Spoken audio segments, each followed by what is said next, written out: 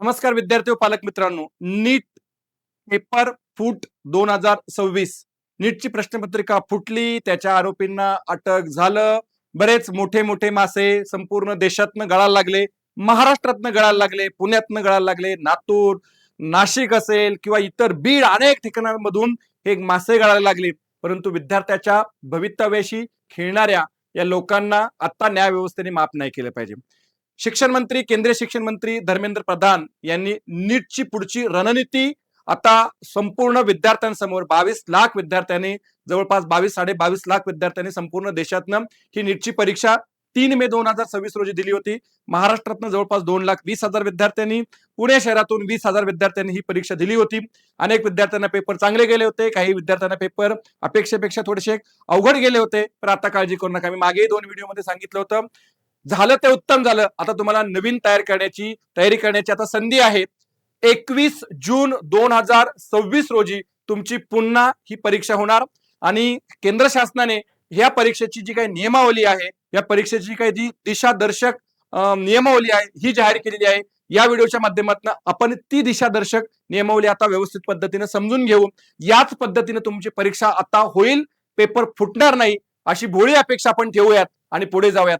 केंद्र शासनाने केंद्रीय शिक्षण मंत्री धर्मेंद्र प्रधान, मंत्री महोदय धर्मेंद्र प्रधान यांनी ही नियमावली आज जाहीर केली. काय नियमावली आहे थोडीशी समजून घेऊयात. ही परीक्षा, सर्वात आधी या परीक्षेची डेट समजून घ्या. 21 जून 2026 रोजी 3 तासाची परीक्षा. यावेळेस 15 मिनिटं वेळ वाढून दिलाय, पण तो कशासाठी आपण पाहूयात. सर्वात महत्वाचा पाठ, ह्या परीक्षेमध्ये तुम्हाला आता जी काय तुम्ही फीज भरली होती, म्हणजे आधी जे काय परीक्षा फीज भरली होती, ही परीक्षा फी तुम्ही ज्या अकाउंट वरनं भरली होती, ज्या खात्यावरनं भरली होती, ती परीक्षा फी तुम्हाला परत मिळणार आहे. आपण परीक्षा फी परत मिळावी म्हणून ही परीक्षा देत नाही, हे लक्षात ठेवा. पण जर शासन देत आहे तर ती आपण घ्या. काय किती फीज आहे मला माहित नाही, पण जी काय फीज तुम्ही भरली होती ती फीज तुम्हाला परत मिळणार आहे, असा शासनाचा निर्णय. वेळेत मिळो हे महत्वाचं आहे. देणार ही गोष्ट आहेच, पण ती वेळेत मिळाली पाहिजे, हा भाग आहे. सर्वात महत्वाचा पाठ हा आहे. आता समजा कोल्हापूरचा विद्यार्थी आहे, त्याचा पुण्यात नंबर लागला होता, पुण्यातला विद्यार्थी त्याचा लातूरला नंबर लागला होता. आता त्यांनी एक विंडो ओपन केलेली आहे की तुम्हाला सेंटर म्हणजे काय, तुमची सिटी तुम्हाला मिळणार आहे. म्हणजे पुण्यातल्या विद्यार्थ्यांना पुण्यातल्या सेंटरवरती परीक्षा देता येईल, कोल्हापूरच्या विद्यार्थ्यांना कोल्हापूरच्या सेंटरवरती परीक्षा देता येईल, औरंगाबादच्या विद्यार्थ्यांना औरंगाबादच्या सेंटरवरती परीक्षा देता येईल. शासनाने एक चांगली गोष्ट केली की विद्यार्थ्यांना त्यांच्या त्यांच्या सिटीमध्ये परीक्षा देण्याची ही परवानगी दिलेली आहे. पुढचा सर्वात महत्वाचा पाठ, या परीक्षेची प्रवेश पत्र, म्हणजे तुम्हाला आपण त्याला ऍडमिट कार्ड म्हणतो किंवा तुमचे हॉल तिकीट म्हणतो, हे हॉल तिकीट तुम्हाला परत मिळणार आहे आणि हे मिळणार आहे 14 जून पासून सर्व विद्यार्थ्यांना रिफ्रेश नवीन हॉल तिकीट मिळणार आहे. याची नोंद प्रत्येक विद्यार्थ्याने घेतली पाहिजे. यावेळी सर्वात महत्वाचा पाठ, नीट परीक्षेच्या वेळी प्रत्येक विद्यार्थ्याला घरापासून त्या सेंटर पर्यंत शासन म्हणतं वाहतूक व्यवस्था करणार. मला माहित नाही एवढ्या 22 लाख विद्यार्थ्यांना कशा पद्धतीने ते वाहतूक व्यवस्था देतील, ते देऊ अगर न देऊ तो दुय्यम पार्ट आहे, पण दिली तर उत्तम. पण त्याच्यावरती अवलंबून राहू नका. तुम्ही वेळेत निघा, वेळेत पोचा, आपल्या स्वतःच्या खाजगी वाहनाने पोचा किंवा तुम्हीची काय व्यवस्था कराल शासनाच्या कोणत्याही, कारण हे शेवटी शासन आहे. काय देईल, समजा म्हणतील की नाही शक्य झालं तर आपल्या त्याच्यावरती पुन्हा आपलं भवितव्य टांगणीला लावायचं नाही. दिली तर उत्तम, वेल अँड गुड, नाही दिली तर तुम्ही तुमच्या, हा नथिंग मुद्दा आहे, त्यामुळे याच्यावरती फार विचार करू नका.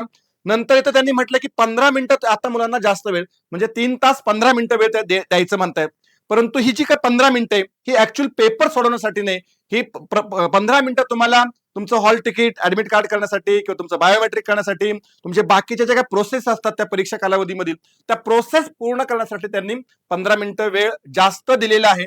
एक साधारण जनरल नियम आहेत विद्यार्थी मित्रांनो. हे नियम काही असू द्या, तुम्ही फोकस राहा.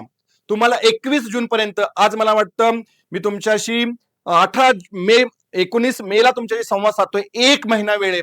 1 महिन्यात म्हणजे 30 दिवसांमध्ये तुम्ही जर व्यवस्थित 8-8, 10-10 तास अभ्यास केला तर तुमचा स्कोर, ज्यांना पेपर मिळाला नव्हता, मी मागच्या नीट ऐका, ज्यांनी अभ्यास केलाय, ज्यांना पेपर मिळाला नव्हता, आता ज्यांना पेपर मिळाला असेल त्यांचा स्कोर काय होणार हे त्यांचं त्यांना माहिती आहे, हे आपण त्याच्यावरती चर्चा करण्याची गरज नाही.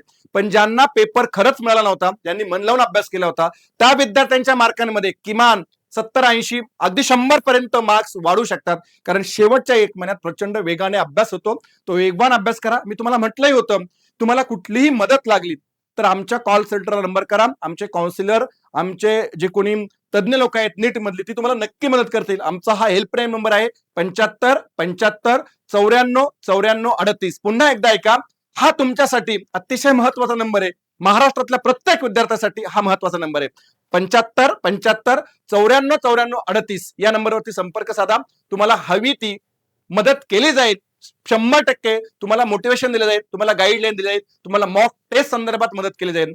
आणि आता जे विद्यार्थी 11वीत नीट साठी प्रवेश घेत आहेत आणि जे 12वीत पुढच्या वर्षी 2027 मे 2027 ला ज्यावेळेस नीट देणार आहे, त्यांनी आता लक्षात घ्या, आता पेन आणि पेपरचा वापर करून ही जी काही परीक्षा होत होती, एनटी ही जी काही परीक्षा घेत होती, हिचा हा वापर संपला.